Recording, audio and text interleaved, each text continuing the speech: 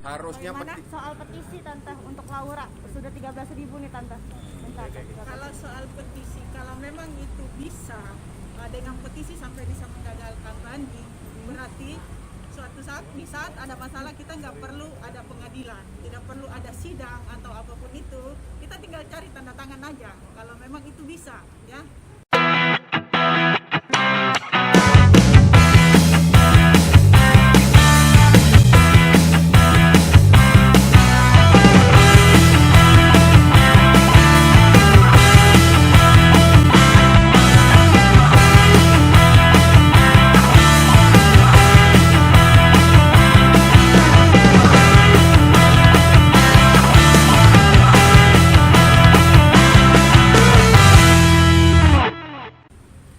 Kalau saya sarankan petisinya kan ditujukan kepada orang meninggal supaya merasakan keadilan. Sampai sekarang saya bingung bagaimana orang yang meninggal dunia bisa merasakan sesuatu.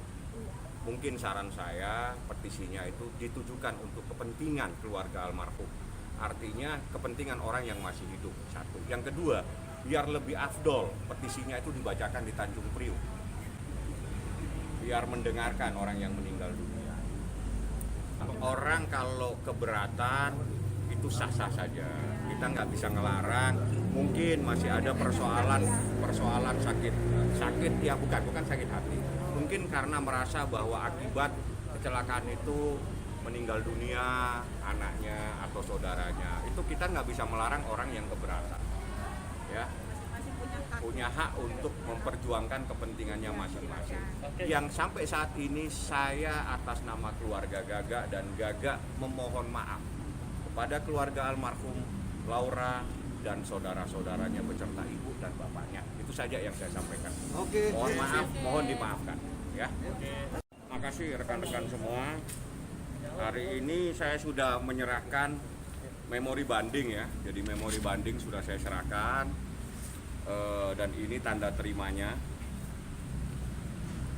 udah langsung ditandatanganin oleh kepanitraan ya, bahwa memori banding dari penasihat hukum Gaga Muhammad sudah diserahkan ke kepanitraan dan ini sudah saya sampaikan, dan ini ada tandanya bahwa memori banding sudah diterima secara resmi.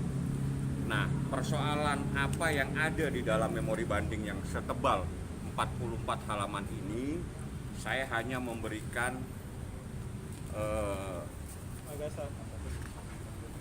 ilustrasinya. Jadi intisarinya itu ada 8 alasan yang diajukan untuk mengajukan banding.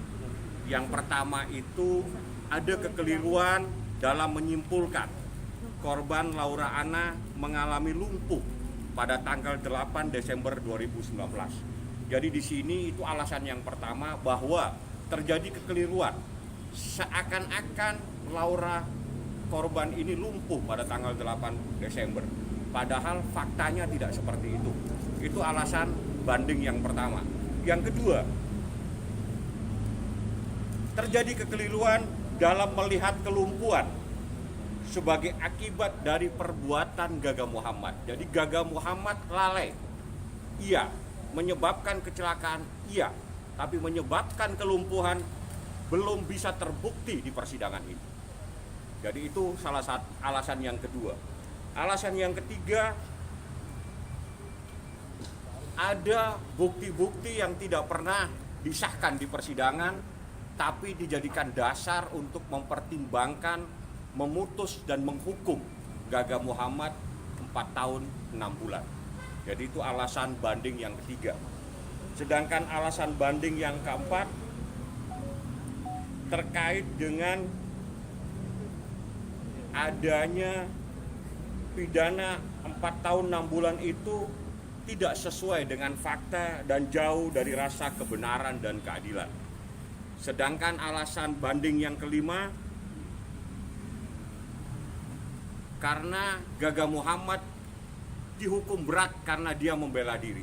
Padahal apa yang disampaikan itu adalah fakta-fakta di persidangan. Sedangkan di KUHAP itu adalah hak seseorang untuk membela diri. Jadi ada beberapa, kalau seseorang membela diri menjadikan alasan untuk dihukum berat, saya pikir tidak perlu lagi ada proses persidangan.